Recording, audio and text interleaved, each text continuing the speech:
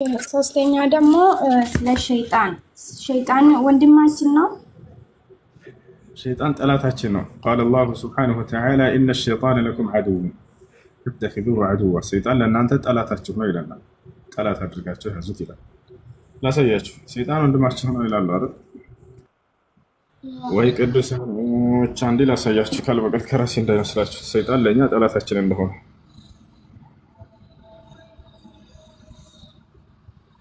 ፋጢር ያ ሰይጣን ለእናንተ ጠላት ነው። ስለዚህ ጠላት አድርጋችሁ ያዙ። ተከታዮችን የሚጠራው ከእሳት ጓዶች እንዲሆኑ ብቻ ነው እና ይላል። ያ ሰይጣን ለእናንተ ጠላት ነው። ሰይጣን ጠላታችን ነው። ሰይጣን ወንድማችን አይደለም። ጸጋ ይበዛላችሁ የጌታ ሰዎች፣ የጌታ መንፈስ ያለባችሁ። እሺ ግን እኮ መሐመድ አለኝ ብሏል ሐዲሳችሁ ላይ። አሁን አላስረዳችሁ። እሱ ምንድነው? ጅንና ሰይጣን አድርጋችሁ ተደርሳችኋቸው። ጅንና ሰይጣን አንድ አይደለም። ጅን ማለት ቀጥታ ቃሉ ትርጉሙ ድብቅ ማለት ነው።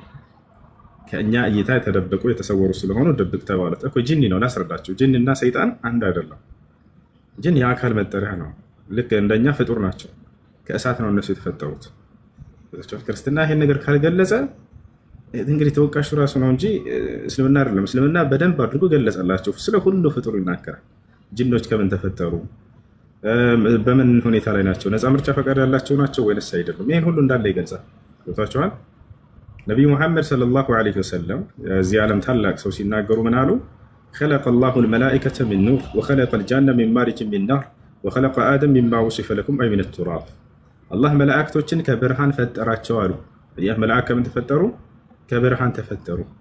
ጅኖች ደግሞ ከእሳት ተፈጠሩ አሉ። ሰዎች ደግሞ የመጀመሪያቸው ከአፈር ተፈጠራሉ። ይህ የሶስታችን አፈጣጠር ነው። አሁን ስለ ባህሪያችን ደግሞ እንገራችሁ። ከምን እንደተፈጠረ ነገራቸው። ባህሪያችን ደግሞ ምንድነው? መላእክቶች ፍጹም ታዛዥ ናቸው፣ አመፅን አያደርጉም። እኛና ጅኖች ደግሞ ነፃ ምርጫ ፈቃድ የተሰጠን ፍጥሮች ነው። ከእኛና ከጅኖች ያመነም አለ፣ የካደም አለ። የነቢያትን ትምህርት የመስማትና የመተግበሪያንን ግዴታ በእኛ ላይ ተጥሏል። አላህ ይህም በቁርአን ላይ ሲናገር ወማ ኸለቅቱል ጂነ ወልኢንሰ ኢላ ሊያዕቡዱን ይላል። ሰዎችንም ሆነ ጅኖችን እኔም በብቸኝነት እንዲገዙኝ እንጂ ለሌላ ዓላማ አልፈጠርኳቸውም ይላል። ስለዚህ ነቢያት የሚሉትን ይሰሙና ይተገብራሉ። እንደኛ ነቢያት የሚሉትን የሚያምፁና የሚክዱም አሉ። ልክ ከሰው አማኝ እንዳለ ከእነርሱ አማኝ አለ፣ ከእነርሱ የካደም እንዳለ ከኛም የካደ አለ፣ ከሰዎች ማለት ነው። ልክ እንደዛ ናቸው። ቦታቸው አለ። ያ አደምና ሐዋን ከጀነት እንዲባረሩ እንዲወጡ ያደረጋቸው ስሙ ኢብሊስ ይባላል። ከአላህ ስብሐነሁ ወተዓላ ትእዛዝ ባመፀ ጊዜ ሰይጣን የሚል ባህሪ በእርሱ ላይ ዋለ። ሰይጣን የሚለው የአካል መጠሪያ ሳይሆን ባህሪ ነው። ሰይጣን ማለት አልኻሪጅ አን ጣዓቲላህ፣ ከአላህ ትእዛዝ ያመፀ ማለት ነው። መቼ ነው ያመፀው? አምላክ ያዘዘውን ትእዛዝ የዛኔ አልፈጽምም ባለ ጊዜ ገብታችኋል። ወኢዝ ቁልና ሊልመላኢከቲ እስጁዱ ሊአደመ ፈሰጀዱ ኢላ ኢብሊሰ ካነ ሚነል ጂኒ ፈፈሰቀ ዐን አምሪ ረቢህ ይላል። ከጅኖች ነበር አለ እርሱን ሲገልጸው፣ ነገር ግን ከእኔ ከጌታው ከአላህ ትእዛዝ አመፀ አለ። የዛኔ ባመፀ ጊዜ ሰይጣን የሚለው ባህሪ በእርሱ ላይ ዋለ። ከአምላክ ትእዛዝ ያመፀ ማለት ነው። ስለዚህ ማንኛውም ከጅኖች የአምላኩን ትእዛዝ አምፆ የወጣ ሰይጣን የሚል ባህሪ በእርሱ ላይ ይውላል። ይህ ናቸው። ስለዚህ ሰይጣን ምናችን ነው? ጠላታችን ነው። ከአላህ ትእዛዝ አምፆ የወጣ ከሃዲ እሱ ጠላታችን ነው። አላህ ይህን ቃል በቃል ለዚህ ነው ቁርአን ላይ ምን አለ? ኢነ ሸይጣነ ለኩም ዐዱውን ፈተኺዙሁ ዐዱዋ፣ ሰይጣን ለእናንተ ጠላታችሁ ነው፣ ጠላትም አድርጋችሁ ያዙት ይላል። እሺ ይህን ይመስላል። ክርስቲያኖች ካሉ አድሚኖች አስገቧቸው፣ ከታች ጀምራችሁ እያያችሁ ጥያቄ ያለው ካለ ከታች። ወአለይኩም ሰላም ወራህመቱላሂ ወበረካቱ። አንድ ጥያቄ ነበረኝ። እሺ በመጀመሪያ ለአላህ ብዬ በጣም ወድካለሁ፣ አላህ ይጠብቅህ። ወደ ጥያቄ ገባ። እሺ ጥያቄያችሁ ምንድነው? የኔ ጥያቄ ምን መሰለ? ክርስቲያን ወንድም እህቶቼ የሚያከብሩት በየጊዜው የሚያከብሩት በዓላቶች አሉ አይደለም? እነሱ በዓላቶች ላይ አሁን ለምሳሌ መስሪያ ቤትም ሊሆን ይችላል፣ አንድ ላይ በምንሰራበት ሰዓት ላይ እነሱ በዓላቶችን በሚያከብሩበት ሰዓት እዛ ቦታ ላይ ሴሬሞኒው ላይ መገኘት ወይም ደግሞ ሴሬሞኒው ላይ የተዘጋጀውን ነገር መመገብ በኢስላም እንዴት ይታያል? ይከለከላል ወይስ አይከለከልም የሚለው ነበረ። እሺ በዓላቶችን በሚያከብሩ ጊዜ ቤተሰቦቻችሁ በዛን ጊዜ መምከር ነው ያለባችሁ። ለምሳሌ አምላክ የተወለደበት ቀን ነው ብሎ ከከበረ ለአምላክ አይወለድም ብለሽ ታስተምሪዋለሽ። ዛሬ አምላክ የተገደለበት የተሰቀለበት ቀን ነው ካለ ለአምላክ አይሞትም ብለሽ አስተምሪ። መጽሐፍ ቅዱስ ላይ ይናገራል። አንደኛ ጢሞቴዎስ ምዕራፍ 6 ቁጥር 16 ላይ የማይሞተውም እርሱ ብቻ ነው ይላል። የማይሞተው ተብሎ ተገልጿል። አምላክ ማንም ሊቀርበው በማይችል ብርሃን ይኖራል። አንድም ሰው እንኳን አላየውም፣ ሊያየው የማይቻለው ክብርና ምስጋና ለእርሱ እስከ ዘላለም ይሁን አሜን ይላል። አያችሁ፣ አምላክ አይሞትም፣ ማንም አላየውም ሲጀምር። ዮሐንስ ወንጌል ምዕራፍ 1 ቁጥር 19 ላይ ምን ይላል? ቁጥር 19 21 አካባቢ ላይ እግዚአብሔርን ያየው አንድም ሰው እንኳን የለም ይላል። ኢየሱስ ክርስቶስ ቃል በቃል ዮሐንስ ወንጌል ምዕራፍ 5 ቁጥር 37 ላይ ምን ይላል? አምላክን አንድም ሰው እንኳን አላያችሁትም፣ ድምፅንም ከቶ አልሰማችሁትም ይላል። አልታየም አልተሰማም እያለ አይ ሞቷል አምላክ ብሎ ማመን ይሄ ክህደት ነው። ይሄ ትልቅ ክህደት ነው። አምላክን ማንም ያየ የለም፣ ማንም ሊቀርበው እንኳን አይችልም። እንዴት ነው አምላክን እንደዚህ ቅልል አድርጎ በእነዚህ በፈጠራቸው ጩጫን በሚያክሩ ደካማ ፍጡር ተገደለ የሚባለው? አይሁዶች በፍጹም አምላክን አይገድሉም፣ አቅም የላቸውም። ሞቷቸዋል አይደል? ይህ ነው እና አምላክ አይሞትም። አምላክ አላህ ራሱ በቁርአኑ ላይ ሲናገር ምን አለ? ሁወል ሐዩ ላ ኢላሃ ኢላ ሁ፣ እኔ ዘላለማዊ ሕያው የሆንኩት ነኝ፣ ከእኔ በስተቀር ሌላ ማንም አምላክ የለምም ይላል። በሌላ ቦታ ላይ ምን ይላል? ወተወከል ዐለል ሐይ አለዚ ላ የሙት፣ በፍጹም በማልሞተው በሆንኩት በእኔ በሕያው በአምላካቸው ላይ ተመኩ ይላል። በሌላ ቦታ ላይ ምን ይላል? አላሁ ላ ኢላሃ ኢላ ሁወል ሐዩል ቀዩም፣ እኔ አምላካችሁ አላህ ማለት ያ ነኝ፣ ከእኔ በስተቀር ሌላ ማንም አምላክ የሌለ የሆንኩት ብሎ ብቸኝነቱን መጀመሪያ ገለጸ። አልሐይ አለ፣ ቀጥሎ ዘላለማዊ ሕያው የሆንኩኝ አለ። ሕይወትንም ለፍጥረታቶቼ የምሰጥ አለ። ሲፈልግ ሕይወት ይሰጣቸዋል፣ ሲፈልግ ይገድላቸዋል። ይሄ የአምላክ ስልጣን። አምላክ ይሄን ያደርጋል። አምላክ ግን አይገደልም፣ ሕይወትንም አይሰጥም። ታቸዋል አይደለ? ይህ ነው ስለ ኢየሱስ ክርስቶስ መጽሐፍ ቅዱስ ላይ ሲናገር ሕይወትን እንደተሰጠ ይናገራል አይደለ? አብ በራሱ ሕይወት እንዳለው ሁሉ ለወልድም ሕይወት ይኖረው ዘንድ ሰጠው ይላል። ማነው ሰጩ? አብ። ማነው ተሰጩ? ኢየሱስ። ምንድነው የሰጠው? ሕይወት። አምላክ ሕይወትን አይሰጥም፣ በራሱ ሕያው ነው። ፍጥረታቸውንም ሕያው ያደርጋል፣ እሱ ሲፈልግም ይገድላቸዋል። ይሄ ነው። እሺ ጥያቄ አለ? ይቀጥል።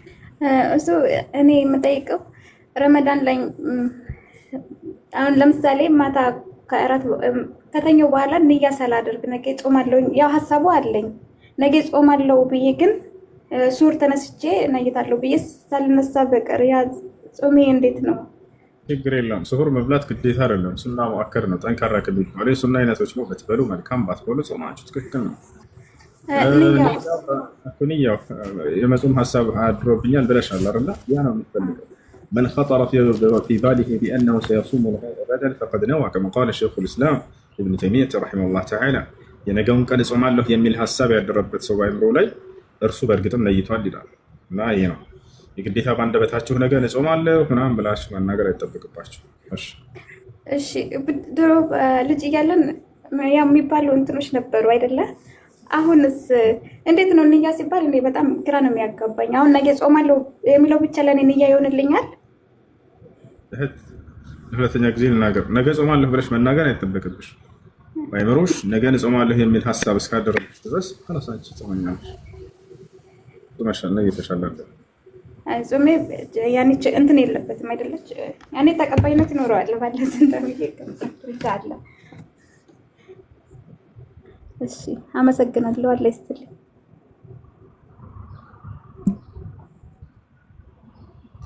እሺ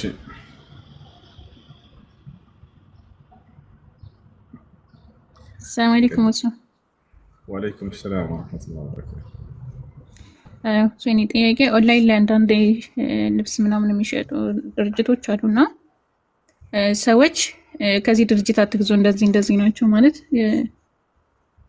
አንዳንድ ጾታ ጋብቻ ደጋፊዎች ናቸውና ደግሞ የሙስሊም ሀገራቶችን ምናምን የሚያስጨፈጭፉ ድርጅቶች ናቸው ይላሉና ከነዛ እቃ መግዛት እንዴት ይታያል? እርግጠኛ ግን አይደለም፣ ያው ሰዎች ናቸው እንደዛ የሚሉት። እዚህ አብሮ ነገር የለም። ኢብኑ ዑሰይሚን በዚህ ጉዳይ ተጠይቀው ነበር። ኮካ አትጠጡ የሚል ፈትዋ ሰዎች ሰጥተው ለምን ሲባል ከእስራኤል ምርት ነውና ስለዚህ አትጠጡ ምናምን። በኮካ የሆነ ፔፕሲ ሆነ አላህ አለም ረሳት አይደለም። እሱ የልብስ ነው የሚሸጡት ላይ እንደ ምሳሌ ነው። የሙስሊሞች ጠላት የሆነች ሀገር የሚያመርቱት ምርት ነውና አትብሉ፣ እንዲህ አይነት አትግዙ የሚል አካሄድ መሄድ ጀምረው ኢብኑ ዑሰይሚን ይሄን ስህተት ነው ብለዋል። ይሄ ስህተት ነቢያችን ሰለላሁ ዐለይሂ ወሰለም እዚያ አይሁዶች እየተዋጓቸው ከእነርሱ ዕቃ ይገዙ ነበር፣ ይበደሩ ነበር፣ ያበድሯቸው ነበር።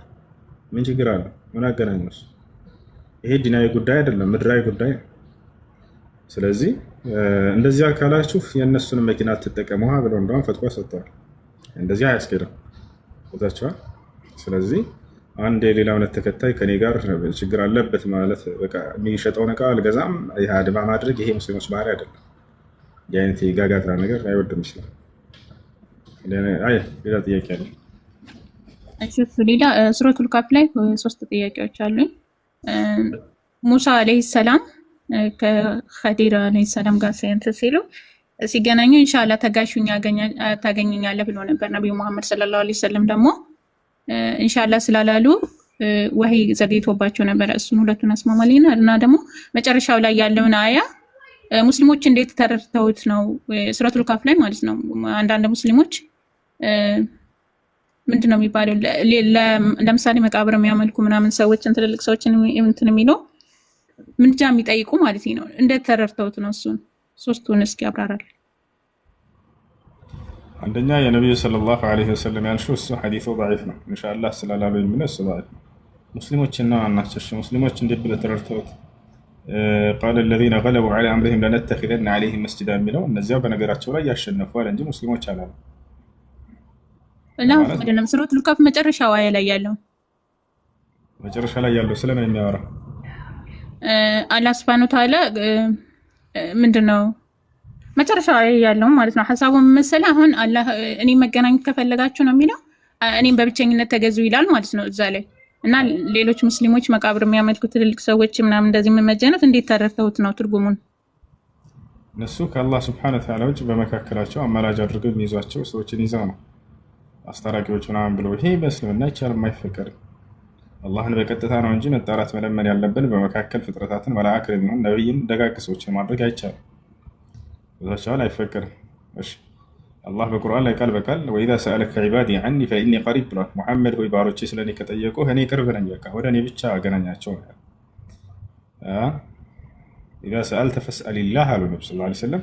መጠየቅ ስትፈልግ አላህን በቀጥታ እርሱን ብቻ ጠይቃሉ። ሂደን ከትላልቅ ሰዎች ጋር ማን ነው ትላልቅ ሰው ያለ ራሱ ኃጢአተኛ ነው እንዴ? የነፍስ አባት ብሎ ሂሳብ የለም በእስልምና። ሄዳችሁ እዛም በዚህ ትላልቅ ሰዎቹ ምናምን ገና ላ እንደዛ ነገር የለም። ሁላችንም በአንድነት ወደ አላህ እንድንመለስ እርሱን ብቻ እንድንለምነው እንድንጠይቀው ነው እስላም ያስተምራል። በመካከል ሰዎች ጋር ሄዶ ምናምን ብሎ ሂሳብ የለም። ለምን ነብይ አይሆንም? እንደዛ ነገር አላህን በጣም አመሰግንበት አንደኛው ይሄ ነው። ሂድና ከሰዎች ጋር ምናምን አላለኝም። እንደዛ ቢሆን ነው ያሰበ ሂዳ ሀጃተንትና በቀጥታ ለእኔ ብቻ ጠይቁኝ ብሎ ቃል በቃል ብዙ ቦታ ላይ ይነግረናል። ወኢዛ ሰአለከ ዒባዲ ዐኒ ፈኢኒ ቀሪብ ኡጂቡ ደዕወተ ዳዒ ኢዛ ደዓን ፈልየስተጂቡ ሊ ወሊዩእሚኑ ቢ ለዐለሁም የርሹዱን። በሌላም ቦታ ላይ ብዙ ቦታ ላይ ይናገራል አላህ ሱብሓነሁ ወተዓላ እርሱን በብቸኝነት እንደምንጠራው በመካከል ሰዎችን አናስገባም። እሺ አድሚኖች በተራ አስገባችሁ።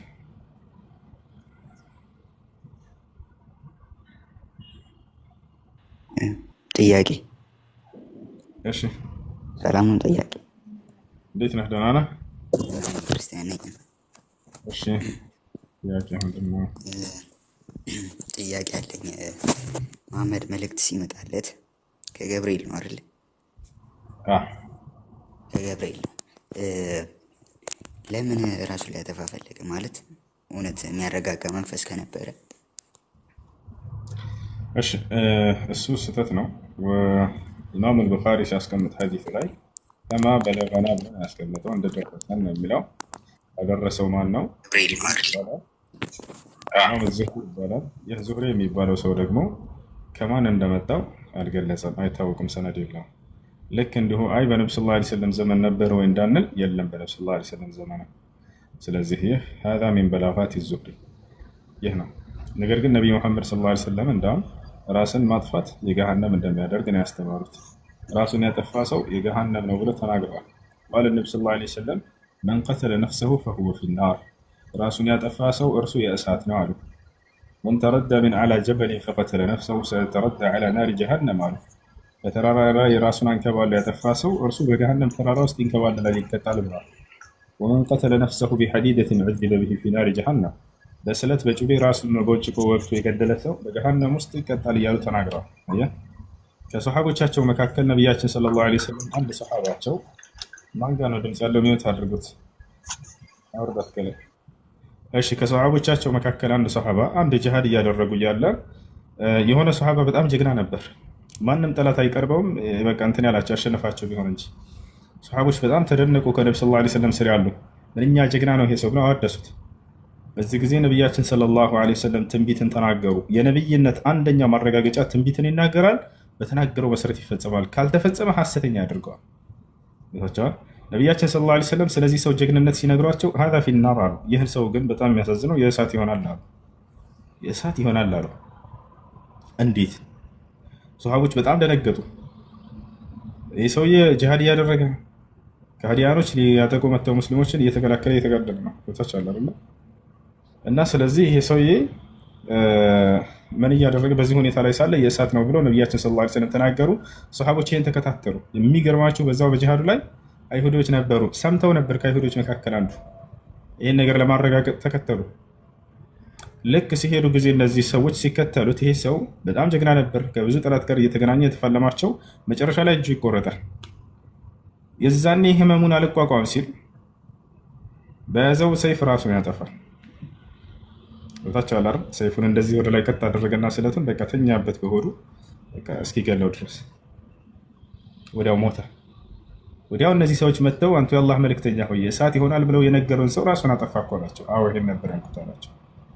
ከመሆኑ በፊት ነገራቶችን ይናገራሉ፣ ባሉት መሰረት ይፈጸምና ያዩ ነበር ሰሃቦች ይህን ትንቢት እዛው ሲፈጸም እና ስለዚህ ራሱን ያጠፋ ሰው የእሳት እንደሚሆን ነቢያችን ሰለላሁ ዐለይሂ ወሰለም ተናግረዋል። ሀዛ ሚን በላጋት ዙሁር ይሄ ነው።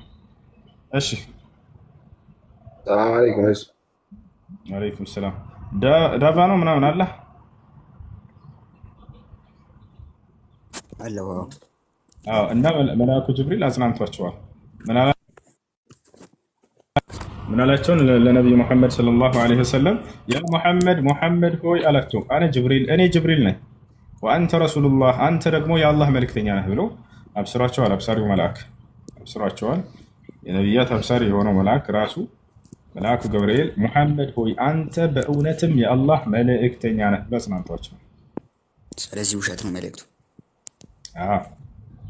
ኦኬ እሺ፣ ዛሬ ነው የሰሙት። ሌላ ጥያቄ ምንድን ነው? ሱራ ምንድን ነው? መሲህን ገድለናል ምናምን የሚለውን ነገር ታወጣው። ምንድን ነው መሲህን ገድለዋል ብለው እንትን ይላሉ ምናምን ማለት ጅሁሽ እንዴት እውነት ቢሆን ያ ነገር ቁርአን ላይ የተጻፈው ያ ነገር ወይ ሱራ ላይ ብቻ መልእክቱ ላይ ስለማላውቀውም ብዙ ገብቷል። ብቻ ገብቶኛል። እንዴት እንዳለ አውቃለሁ።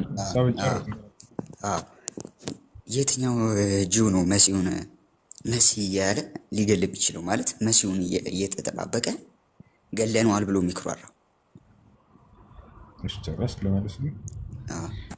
እነዚህ ሰዎች አንደኛ መሲሁ ነው ብለው አላመኑም እኮ አልተቀበሉም። በቁርአኑ ላይ የሚለው መሲሁ ብለው አምነዋል አይልም። እንደዚያም ብለው አይጠሩትም ነው። መሲሁ ይመጣል ብለው እስካሁን አይሁዶች እየጠበቁ ነው። እንደምታውቀው ያን ሐሰተኛ ነው ብለው ነው የሚያምኑት። መሲሁን ዒሳ ዓለይሂ ሰላም ነገ ወደፊት ይመጣልናል ብለው ይጠብቃሉ። ቁርአኑ ላይ የሚለው ምንድነው? አሁን የጠየቀው አንተ ወቀውሊሂም ኢና ቀተልና አልመሲሐ ዒሳ ብነ መርየም ረሱለላህ ወማ ቀተሉሁ ወማ ሰለቡሁ ወላኪን ሹቢሀ ለሁም ይላል። የማርያምን ልጅ መሲሁን ገድለናል በማለታቸው ምክንያት ረገምኳቸው እያለ ነው አላህ። አላህ ነው እየጠራ ያለው አልመሲሐ ዒሳ ብነ መርየም ረሱለላህ እያለ እየተናገረ ነው። እና ስለዚህ እነዚህ ሰዎች መሲህ ብለው አላመኑም ነበር፣ አይጠሩትም ነበር በዚህ። እርሱ ግን ትክክለኛ መሲህ ነው ወይ? አዎ መሲህ ነው። ቃል የተገባው እርሱ ነበር። ቃል የተገባላቸው እርሱ ነበረ። እሱን አንቀበልም አሉ። እስካሁን እየጠበቁ ይገኛሉ። የሚገርማቸው ነቢዩ ሙሐመድ ሰለላሁ ዐለይሂ ወሰለም ትንቢት ተናግረዋል። ወደፊት ሐሰተኛው መሲህ ይነሳል፣ የዛኔም አይሁዶች ለእኛ ቃል የተገባው መሲህ ነው ብለው አብረውት ይከተሉታልም አሉ። የኽሩጁ ደጃል አይ መሲህ ደጃል ምን አርድ ኹራሳን ፈየትበዑሁ 70,000 የሁዲ ወዐላ ሩኡሲሂም አጠያሊስ አሉ። ነቢያችን ሰለላሁ ዐለይሂ ወሰለም ትንቢት ሲናገሩ የዘመኑ ፍጻሜ በሚቀርብ ጊዜ ሐሰተኛው መሲህ ከኹራሳን ወይንም ከኢራን ሀገር ይነሳል አሉ። እንደተነሳም አይሁዲዎች ለእኛ ቃል የተገባው መሲህ ይሄ ነው ብለው ይከተሉታል አሉ። በመጀመሪያ ሲነሳ 70 አይሁዲዎች የሰራዊት የጦረኞች እንትን ኮፍያ ያለች አይደል እቺ ከብረት ያለችው እንደዛ አይነት የጦር ልብሶችን ለብሰው ይከተሉታል። በሄደበትን ቦታ አብረውት ይሄዳሉ። ቃል የተገባው ለኛ ይሄ ነው ይላሉ። ንግስናን ያቆናጥጠናል ብለው እኔ አምላክ ነኝ የዚህ ዓለም ገዥ ነኝ ብለው እንትን ይላቸዋል፣ ይሰብካል። አያችሁ ለምንድን ነው ያን የተቀበሉት? የሚቀበሉት ወደፊት የሚመጣው ለምን እውነተኛውን መሲህ መለሱ? አይሁዲዎች አስቡላችሁ። አይሁዲዎች መሲሁ ቃል ተገብቶላቸዋል በነቢያት አንደበት። አዎ መሲሁ ቃል ተገብቶላቸዋል እንደሚላክ ከእስራኤል ወገን መሲሁ እንደሚላክ ቃል ተገብቶላቸው ነበር። ነገር ግን እነሱ የጠበቁት ምን አይነት ነበር? ልክ እንደለመዱት እንደነ ሙሴ፣ እንደነ ዳዊት፣ እንደነ ሰለሞን፣ እንደነ ሳሙኤል ንግስናን የሚያቆናጥጣቸውና የበላይነትን የሚያጎናጽፋቸው መሲህ ነበር የጠበቁት። በዚህ ምድር ላይ የበላይነትን የሚሰጣቸው ነቢዩላህ ዒሳ ዓለይሂ ሰላም የማርያም ልጅ በመጡ ጊዜ ግን እውነተኛው መሲህ ናቸው። ይህ ነቢይ ስለ ቀጣዩ ዓለም ብቻ ነው የሚሰብካቸው። ሲያዩት ስለ ምድራዊ ስልጣን አይደለም፣ ለዚህ ጣጣ የለውም። ስለ ቀጣዩ ዓለም የቀጣዩን ዓለም እንዴት እንደሚወርሱ ነው የሚያስተምራቸው። ገብታችኋል አይደለ? ይህማ ቃል የተገባልን መሲህ አይደለም። አንተ ሐሰተኛ ነህ ብለው ካዱት፣ የምትሰራውም ተአምር ሳይሆን ይህ ድግምት ነው ብለው ካዱት፣ አንተ በዝሙት የመጣህ ልጅ ነህ ሲጀምር ብለው አስተባበሏቸው። ገብታችኋል አይደል? ነገር ግን የትንሣኤ የዘመኑ ፍጻሜ በሚደርስ ጊዜ ያ ሐሰተኛ መሲህ ቅድም የነገርኳችሁ ሲነሳ ንጉሥ እንደሆነ ያሉ ያ ማለት እንደ ንጉሥ መስሎ ይታያቸዋል። በቃ እኔ የዓለም አምላክ ነኝ፣ የዚህ ዓለም ገዥ ነኝ ይላቸዋል። ለእኛ ቃል የተገባው መሲሄ ነው ብለው ይከተሉታል። የዛና ይሁዲዎች አሉ። ነብዩ ሰለላሁ ዐለይሂ ወሰለም የአላህን ጥበብ ተመልከቱ። መሲሁን ለምን እንደወሰደውና ለምን እንደሚመልሰው እዚህ ጋር ትረዳላችሁ።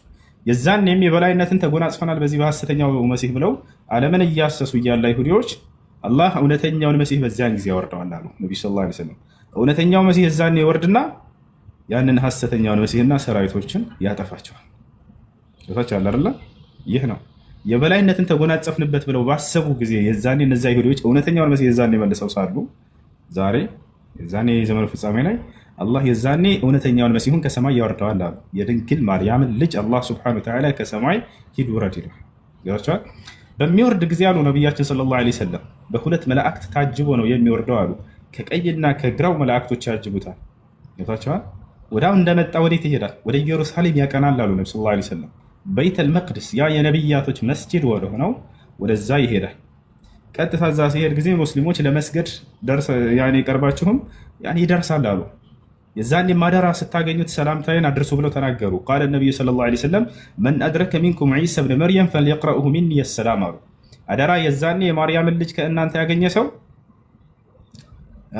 የእኔን ሰላምታ ያድርስ፣ ሙሐመድ አሰላሙ ዐለይኩም ብለውሃል ብሎ አድርሱ ትውልዶች ብለው ተናገሩ። ወሃዛ የዱሉ ዐላ ኢሕትራሚሂ ወሑቢሂ ዐለይሂ ሰላቱ ወሰላም ሊልመሲህ። ይህ ነቢዩ ሙሐመድ ሰለላሁ ዐለይሂ ወሰለም ለመሲሁ ምን ያክል ውዴታና ክብር እንዳላቸው ያሳያል። ቦታቸዋል።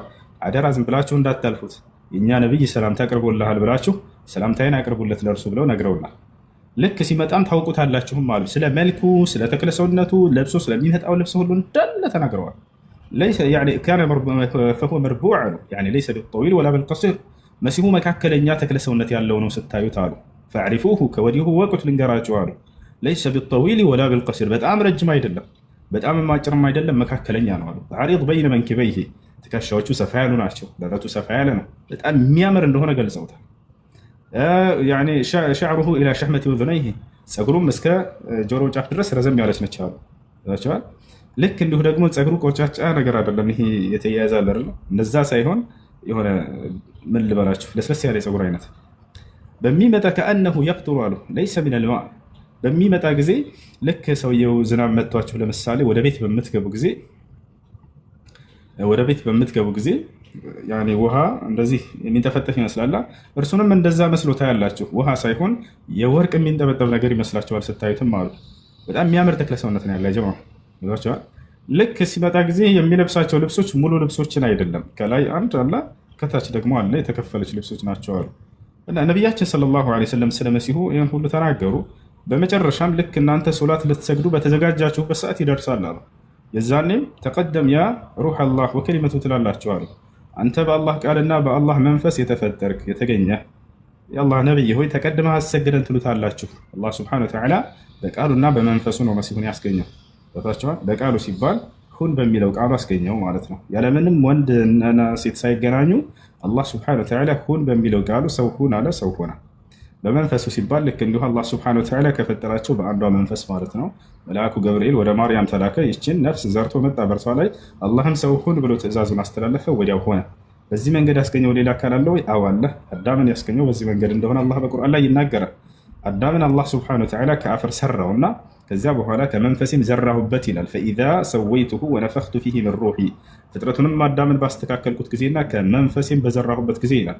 አላህ ሱብሓነሁ ወተዓላ ነፍስን ዘራበት። ከዚያም ሁን የሚል ቃል አስተላለፈ በእርሱ ላይ። ኢነ መሰለ ዒሳ ዒንደ ላሂ ከመሰሊ አደም ኸለቀሁ ሚን ቱራቢን ሱመ ቃለ ለሁ ኩን ፈየኩን አለ። ሁን አልኩት ወዲያም ሆነ ይላል። ስለ መሲሁም ፈኢነማ የቁሉ ለሁ ኩን ፈየኩን፣ ለእርሱ ሁን ይለዋል ይሁን አለም ልጅሽ ብሎ ለማርያም በገብርኤል በኩል ተነገራት። ይህ ነው እና ልቀጥልላችሁ። ልክ እንደመጣ መሲሁ የዛኔ እናንተ የሱብሒን ሶላት ለመስገድ ተዘጋጅታችሁ ያገኛችኋል አሉ። ተቀድመህ አሰግደን ትሉታላችሁ አሉ። ነገር ግን እርሱ እንዲህ ብሎ ይመልስላችኋል አሉ። ኢነሃ ኡቂመት ለኩም፣ ይህ ሶላት ለእናንተ ነው ኢቃም የተደረገው፣ እናንተ አሰግዱኝ ይላል። ከዚያ በኋላ እናንተም ታሰግዱታላችሁ አሉ። ከዚያ መሲሁ ይህን ሶላት ሰግዶ እንደጨረሰ እንደወጣ ቀጥታ ሐሰተኛውን መሲህ ፍለጋ ይወጣል። አይሁዲዎች የበላይነትን ተጎናጽፈንበታል ያሉትን ሐሰተኛ መሲህ ፍለጋ ይወጣል። ወጣችኋል። ልክ እንደወጣ ሐሰተኛው መሲህና እውነተኛው መሲህ ፊት ለፊት ይገጣጠማሉ ከበይተል መቅደስ ኢየሩሳሌም ከሚገኘው መስጂድ። የዛኔ በሚገናኙ ጊዜ ነቢያችን ሰለላሁ ዐለይሂ ወሰለም ምን እንደሚከሰት ነገሩን። ምን አሉ? ፈዒንደማ የረድ ደጃል አልመሲሕ የዙቡ ከማ የዙቡ ልሚልሕ ዒንደማ የضዑ ፊ ልማእ ከማ ቃለ ነቢ ሰለላሁ ዐለይሂ ወሰለም። ሐሰተኛው መሲህ እውነተኛውን መሲህ በሚያይ ጊዜ የዛኔ ይቀልጣል አሉ። ልክ ጨው ውሃ ውስጥ በሚገባ ጊዜ እንደሚቀልጠው። ፈየርጅፍ አሉ፣ ይርገፈገፋልም አሉ። ፈየህሩብ ለማምለጥም ይሞክራል፣ ያውቃል። በእርሱ እጅ እንደሚጠፋ ያውቃል። ፈየህሩብ ሊያመልጥ ይፈልጋል አሉ። ፈየቁሉ ለሁ ዒሳ፣ መሲሁም ዒሳ እንዲህ ይለዋል፣ ላ ተህሩብ ሚኒ ኢነ ሊየ ደርበተን ዐለይክ፣ ከእኔ አትሽሽ፣ አታምልጥ፣ እኔ በአንተ ላይ አንዲት ምታለችኝ፣ በዚያችም የምትጠፋ ነህና ይለዋል።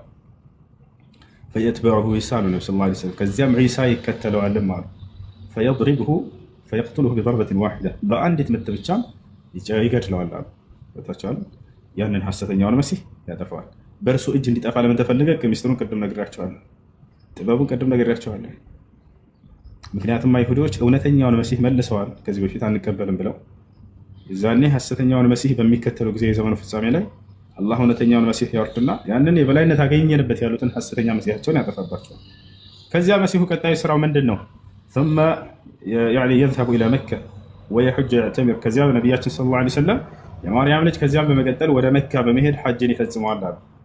ሄዶ ሐጅን ይፈጽማል። ሐጅን ከሰራ በኋላ ወይድዑ الناس الى دين الله عز وجل፣ የመጣበት ትልቁ ዓላማ ይሄ ነው። ቀጣዩ ደግሞ ሰዎችንም ወደ አላህ ዲን ወደ ኢስላም ይጠራል አሉ። በእርሱ ዘመን ሃይማኖቶች ሁሉ እንዳለ ይጠፋሉ አሉ። ኢስላም ብቻ ይኖራል። فيهلك الله الملل في زمانه إلا الإسلام، አላህ በመሲሁም ዘመን ሁሉም ሃይማኖቶችን ያጠፋቸዋል ኢስላም ብቻ ሲቀር። መሲሁ ወደ ኢስላም ይጠራል። ትውልድ ሁሉ ለእርሱ ይታዘዛሉ። መሲሁ ያስተዳድራል ይችን ዓለም። ገብታችኋል? መሲሁ ይችን ዓለም ያስተዳድራታል። በእርሱ ትእዛዝ ስር ትኖራለች። በምንድን ነው የሚያስተዳድረው ከተባለ ነቢዩ መሐመድ ሰለላሁ ዐለይሂ ወሰለም አላህ በሰጠኝ ቁርአንና እኔ ባስቀመጥኩላችሁ ሐዲስን ትውልድን ይመራል በዚህ አሉ። ገብታችኋል? መሲሁ የዛኔ የመምራቱን ስርዓት የዚህ ዓለምን እሱ ይረከባል። እርሱ ነው የሚመራቸው። ከዚያ የሚቆየውን ቆይታ ቆይቶ እንደ ማንኛውም ሰው ይሞታል፣ ይቀበራል።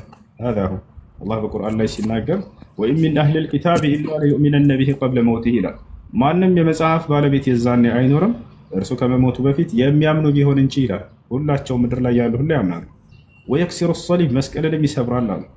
ምክንያቱም አልተሰቀለም፣ አልተገደለም። ይህን ነገር መሲሁ መጥቶ እውነትን ይናገራል። አምላኬ እንዳዳነኝ ብሎ ይናገራል። እርሱ እንዳልተገደለ እንዳልተሰቀለ ይነግራቸዋል። ዛቸዋል አረ የዛ እሺ ሆነ ቀጥልሽ። ሰላም አለይኩም። ወአለይኩም ሰላም። አንድ ልጁ ይቀጥል። ዳፋ ጨርስ። ጥያቄዎች ካሉ እሺ። እስልምና ውስጥ አለ አይደለ? ያው በአላህ ብቻ ነው የሚታመነው፣ በአንድ አምላክ አይደል? ለምንድን ነው የክርስቶስ አምላክነት የሚካደው? ሰብሚሽን ከሆነ ሰብሚሽን ማለት ነው ሰብሚት ማድረግ ለአላህ። በአማርኛ የክርስቶስ አምላክነት ለምን ይካዳል? አምላክ ስላልሆነ ነው። ለምን አምላክ አይደለም? ክርስቶስ አምላክ እንዳለ ታውቃለህ አይደለ? በአባትነት ነው። ኢየሱስ ክርስቶስ አምላክ አለ የለም? አምላክ አለ የለም? ክርስቶስ አሁን ወደ ክርስትና ገባን አይደለ? እስልምናን ጥያቄ ጨርሰሃል። በጣም ጥሩ። ኢየሱስ ክርስቶስ አምላክ አለ። አምላክ ያለው አምላክ አለ ብለህ ታምናለህ? ለክርስቶስ ከሆነ ክርስቶስ በአምላክነት መሰለ። እንዴት መሰለ? አምላክ ሲሆን እንደ ሰው ስለኖረ አምላክ ያስፈልገዋል። መታዘዝ ታዞ ስለኖረ። ኢየሱስ ክርስቶስ አምላክ ነው አይደለ? ኢየሱስ የምንለው አካል አምላክ ነው። አምላክ ነው። አዎ ለአምላክ አምላክ አለ የለም? በስጋ ሰው ስለነበረ አምላክ ያስፈልጋል ማለት በስጋ ታዞ ሊኖር ይገባል። ታዞ ስለኖር እንደሱ ብሏል። እንግዲህ ያው ታዞ መኖር ስላለበት ነው። እኔ ከአብርሃም በፊት ነበርኩ አለ። ኢየሱስ እንደርሱ ብሏል ወይ? እኔ አምላክ እንዳለው ሲናገር በደንብ አድርጎ ተናግሯል። ይሄን ታውቃለህ አንተ? አይ እኔ ግን አምላክ አለኝ በስጋዬ ነው ብሎ ተናግሯል። እኔ በስጋዬ ነው አምላክ ያለኝ ብሎ ተናግሯል። አይደለም ግን በስጋ ሆኖ ነው ያን ነገር የተናገረው። ነው አንተ አትበልለት፣ ራሱ ይበለን። ቆይ አንዴ እኔ በስጋዬ ነው አምላክ ያለኝ ብሏል ኢየሱስ? አላለም ማለት አንተ ግን ትላለህ። እኔ እላለሁ ለምን ሰው ስለነበረ ነው። አንተ ነህ እያልክ ያለህ። እኔ እሱን ነው እያልኳቸው ያለሁት። ራሱ ይንገረን እስኪ መሲሁ ስለራሱ እኔ አምላክ አለኝ ብሎ በግልጽ ተናገረ። እኔና አብ አንድ ነን ይላል። እኔና አብ አንድነቱ ከምን አንጻር ወደሚለው እንመጣለን። እሱ ሌላ ጥያቄ እኮ ወደ እሱ እንምጣ። ቆይ አያገናኘውም። እኔና አብ አንድ ነን ለምን አለ እንላለን እንጂ እዚህ ጋር ስለ አምላክነት እያወራ አይደለም። እሱን እንሄዳለን። ለምን እንደሚያገናኘው ልንገርህ። ቆይ ያገናኘው አለ። እሺ በቃ ማውራት መሰል ግን አውራ። እሺ በቃ እሺ ነው ግልጽ ነው እየነገርኩህ ያለው። እኔ አምላክ ኢየሱስ ክርስቶስ አምላክ አለ ጊዜ በስጋዬ ነው ብሏል ወይ አላለም? ግን በስጋ ስላልሆነ አይደለም። ምን መሰለህ አምላክ አለው ማለት ሰው ስለነበረ እንደ ሰው ሲኖር ሁሉም ሰው አምላክ አለው አይደል? አምላክን ይፈልጋል። ኢየሱስ ክርስቶስ ሰው ስለሆንኩ ነው አምላክ ያለኝ ብሏል ወይ? ሰው ስለሆንኩ አምላክ አለኝ። አሁን አምላክና አባት ሲል እኮ በምን መሰለህ ስጋና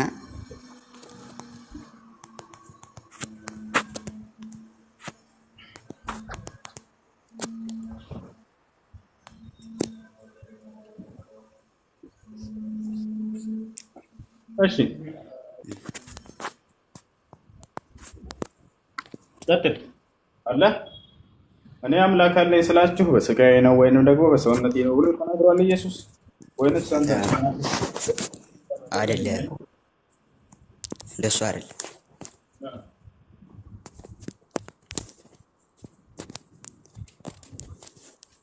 ሲሰገድልህ ለምን ተቀበለ?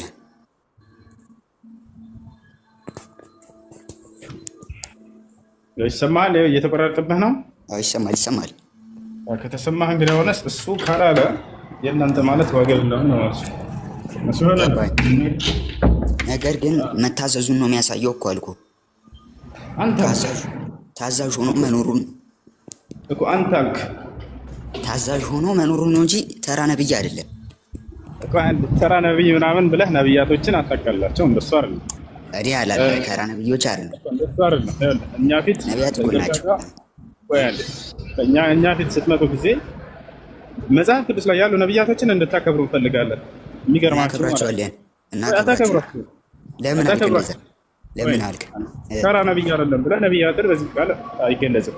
አምላክ ነዋ እንዴ እኮ። እሱን ከፈለክ ወደ አምላክነትን አስረዳ እንጂ ተራ ነብይ ብለህ ሌሎችን ዝቅ በማድረግ እንትን አትበላ። አይደለም እነሱም ከኔ ይበልጣል ያሉ ነቢያት አሉ። አንዴ ስለሱ አይደለም እያወራን ያለ ይበልጣል አይደለም እኮ። ለምን አታምንም? ይሄንንም እየተናገሩ እሱ እንደሚለቅ እሺ። አሁን ስለመብለጥ ስላለመበለጥ ሳይሆን ተራ ብሎ ስለመግለጽ ነው። አሁን ይበላለጣሉ። ኢየሱስ ዮሐንስን ይበልጣል ብዬ አምናለሁኝ እኮ ነኝ አይደለ? ግን ተራ ናቸው እነዚህ ተብሎ አይገለጽ። ተራ እኮ ማለት ተራ በምን በበለኝ አይጠቅሙም ሳይሆን የእግዚአብሔርን ቃል ያሳስበዋል።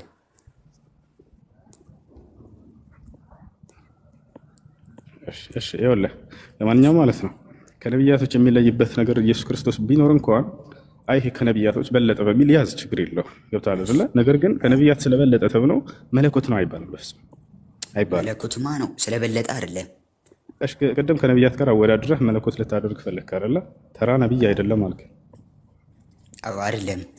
ሙታንን አስነስቷል። በጣም ጥሩ። ሙታንን ያስነሳው በማን ኃይል ነው? በማን ኃይል ነው? በእግዚአብሔር ኃይል እና በራሱ ኃይል። ወደ እሱ እንመጣለን። አንድ እግዚአብሔር እኮ ምን አባታችን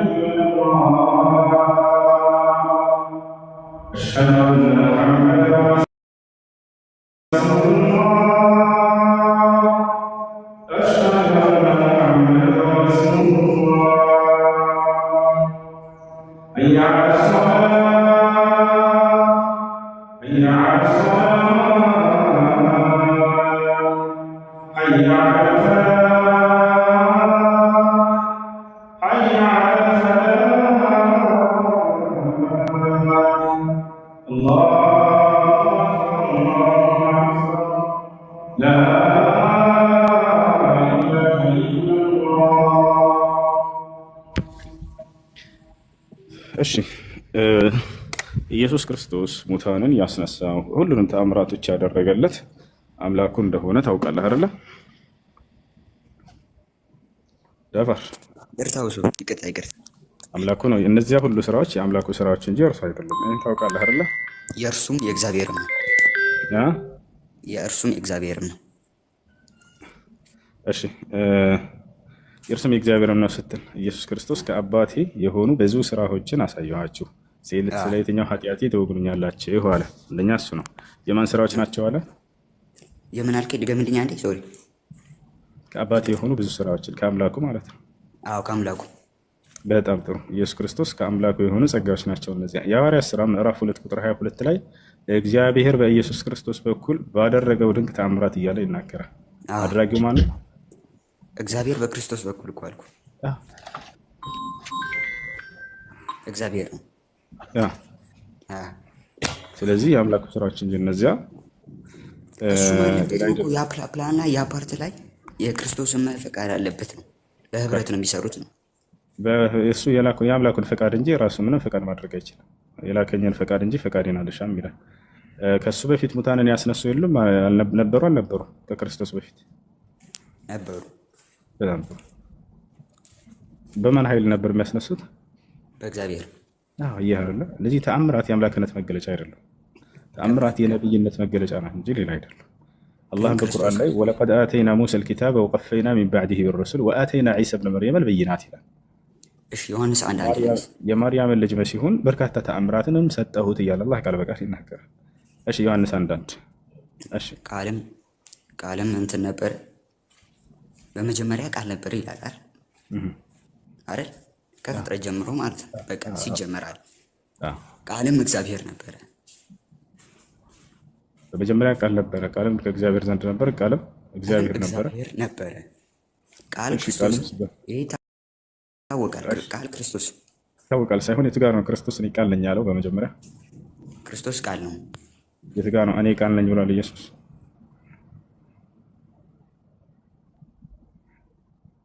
ዳቫር ወርዳል ተመለሰሽ። ወአለይኩም ወራህመቱላሂ ወበረካቱሁ። ወአለይኩም ሰላም። እንዴት ነህ?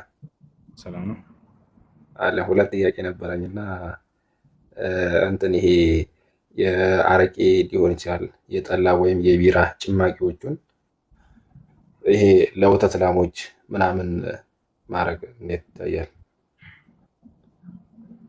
አልገባኝ። ይሄ አተላው ማለት ነው። አተላዎቹ ለወተት ላሞች አሁን በየክፍለ ሀገሩ ሙስሊም ማህበረሰብ ሲጠቀሙ እናያለን።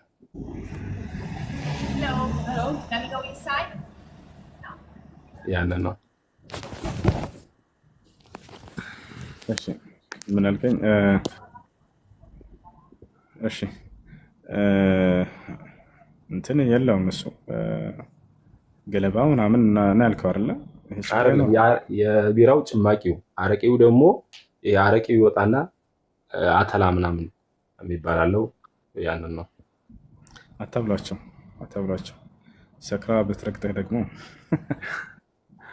አይ ወተቱን አጠቃቀሙ እኮ ነው። አሁን ሌላ እኛ አሁን እናደርጉት ነገር አይኖርም። ነገር ግን ጥሩ ነገር እንዲበሉ አድርጓቸው። እሺ ልዕልቴ ሰላም ነው? እንዴት ነሽ? ሰላም እንዴት ነህ? አለን ደህና ነሽ? እግዚአብሔር ይመስገን። እሺ እኔ ሁል ጊዜ የሚገርማኝ ማለት ነው እናንተ የምትፈልገውን ትቀበሉና ሰውን ታወርዳላችሁ። ደግሞ መጽሐፍ ቅዱስ በደንብ የሚያውቁ ሰው አስገብታችሁ ማወያያት በፍጹም አትችሉም። ኢማ እግዚአብሔር ቃል ነው፣ ቃልም እግዚአብሔር ነው። ያ ይሄ ቃል ነው በድንግል ማርያም ተጸንሶ የመጣ ምድር ላይ እሱ መጽሐፍ ቅዱስም አለ። እናንተ ደግሞ በጣም ደስ የሚለው ፍጹም ኢየሱስ ክርስቶስ ሰው የነበረበት ጊዜ ሁሉም ነገር አለ ቁርአን ውስጥ። ያ ኢየሱስ ለኔ ፍጹም አምላኬ ፍጹም ሰው ነው ብዬ ነው የተቀበልኩ። አይደለም ልክ አይደለም። አሁን ኢየሱስ ክርስቶስ ሞቷል፣ ተሰቅለዋል፣ ተቀብሯል፣ ሞትንም ድል አድርጎ ተነስተዋል። ያ ትቀበላለህ? እሱን ጨረሻ ልናገር።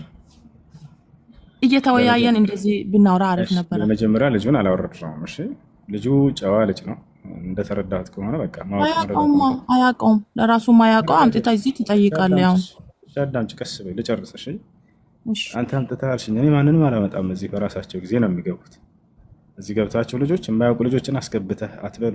እኔ ግቡ ብዬ አላስገድድም። ነገሩን ተቀብሎ እግዚአብሔር ኢየሱስ ክርስቶስ ሰው ነው ምድር ላይ። አዎ ሰው ነው። እኔና እንደ አንተ እንደም እኔና አንተ እንደምንኖር በክብር አልኖረም። ረዳኝ አባ። በእግር ሲሄድ ነበረ፣ በሽተኞቹን ሲፈውስ ነበረ። በጣም በቃ ቆሻሻ የሚባል ቦታ ነበረ ሲውል ነበረ። ከድሃዎች ጋር አብሮ ነበረ፣ ሲበላ ሲጠጣ ነበረ። እየሰማኝ ነው። እሺ አዳምጪ።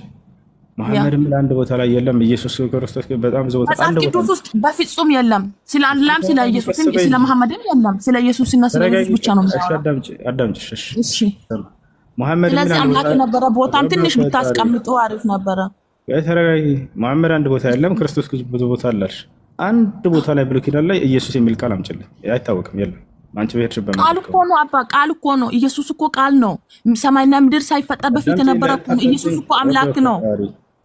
አዳምጪኝ። ኢየሱስ የሚል ቃል ብሉይ ኪዳን ላይ ያለው ወይ ነው ጥያቄው? አንድ ቦታ ኢየሱስ ቃል ነው።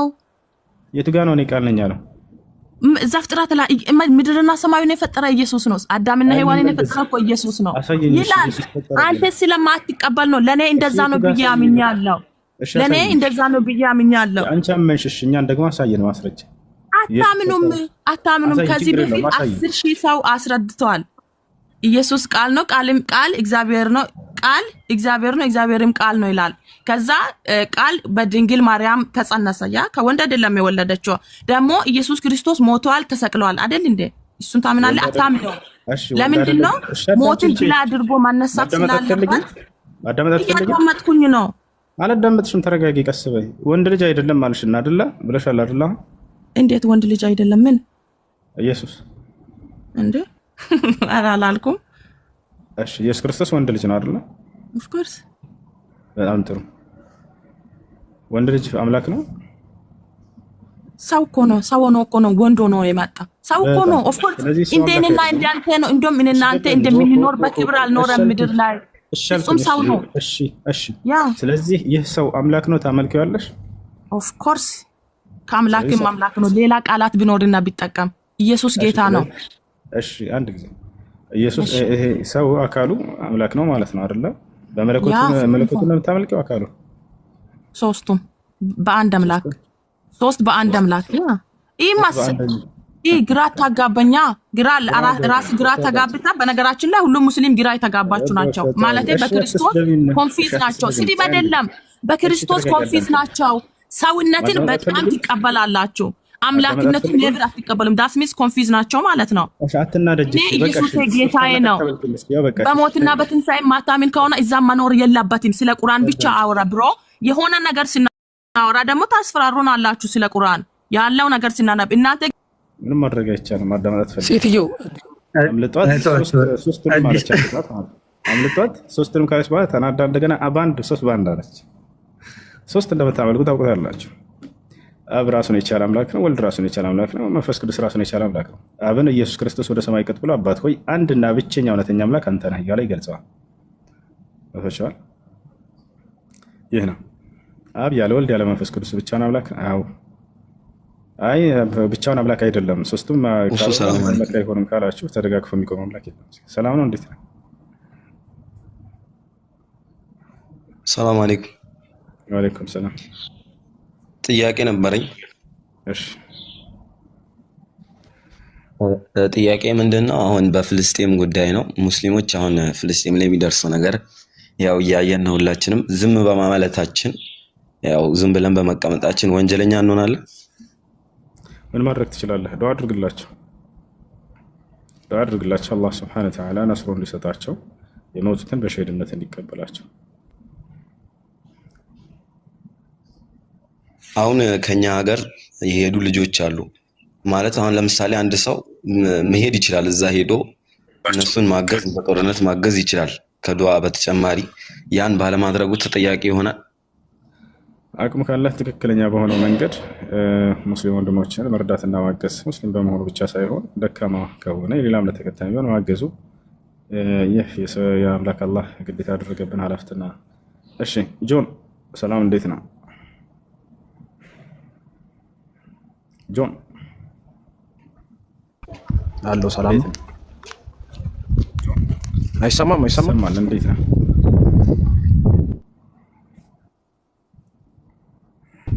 እግዚአብሔር ይመስገን። ጆን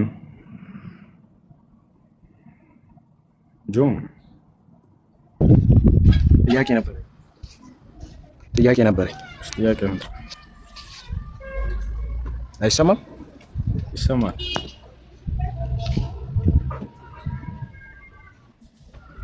ኔትወርክ ነው መሰለኝ። በቃ እንደሱ ከሆነ ኔትወርክ ስተካከል ትመጣለሽ። ከላይ ያለሽው ልጅ ኤልሲ ሰላም፣ እንዴት ነሽ? ተዘጋሪ ሁሱ ሰላም ነው።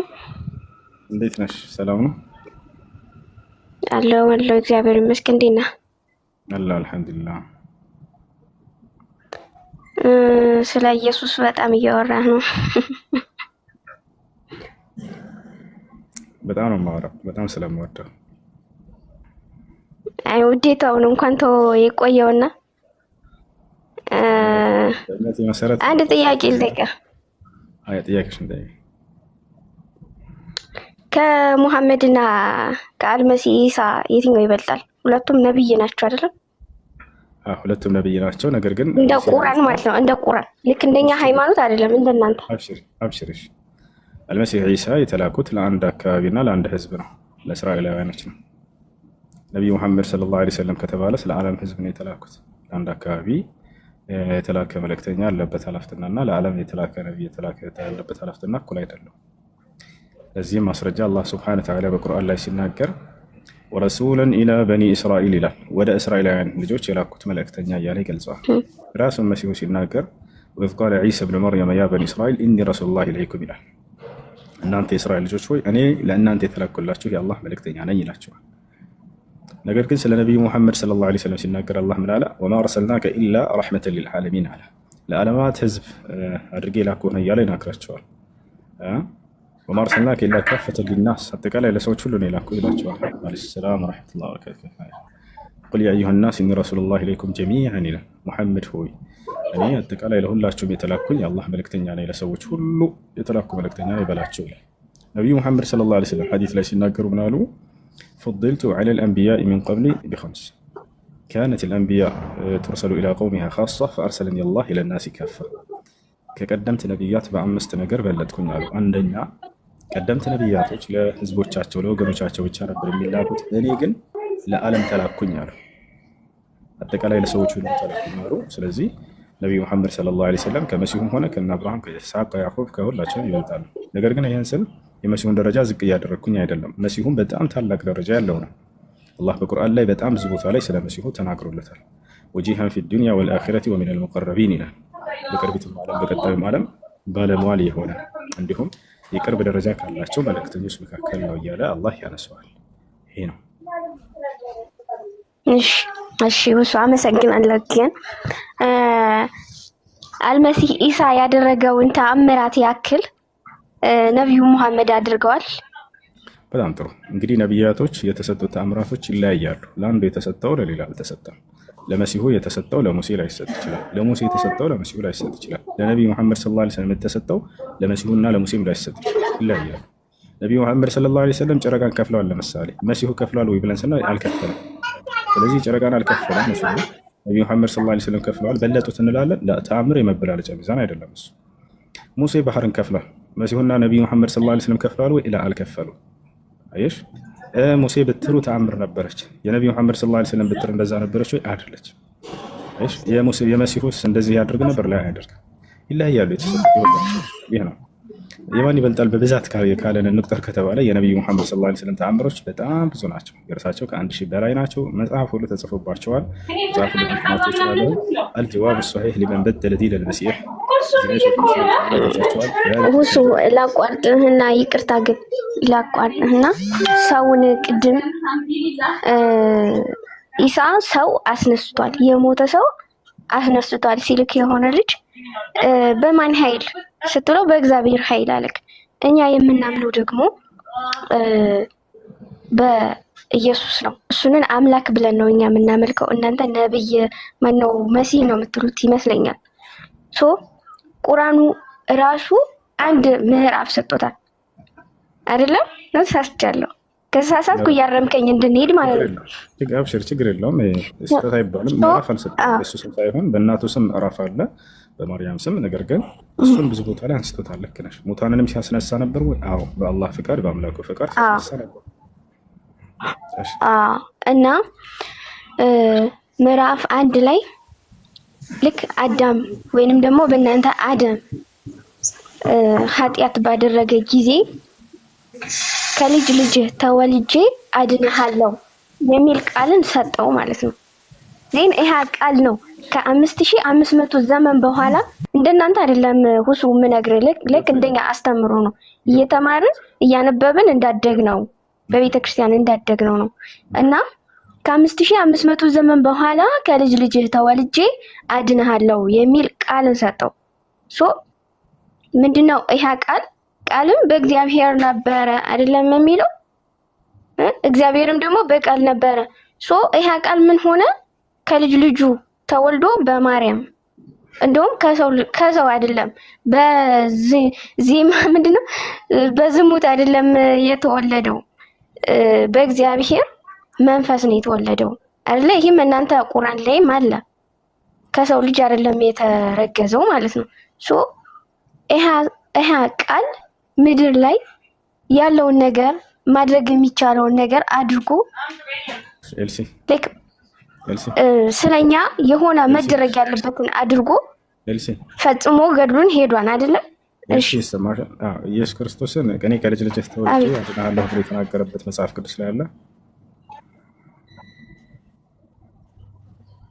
የለም። እሺ አንዴ ልሰግድ ነው አለ። እኔ ከልጅ ልጅ ተወልጄ አድናለሁ የሚል ቃልን ለአዳም ሰጥቶታል። እሺ እሱን ምዕራፍና ቁጥር ስጭው ለአቡበከር። እሺ ችግር የለውም፣ እጠብቃለሁ።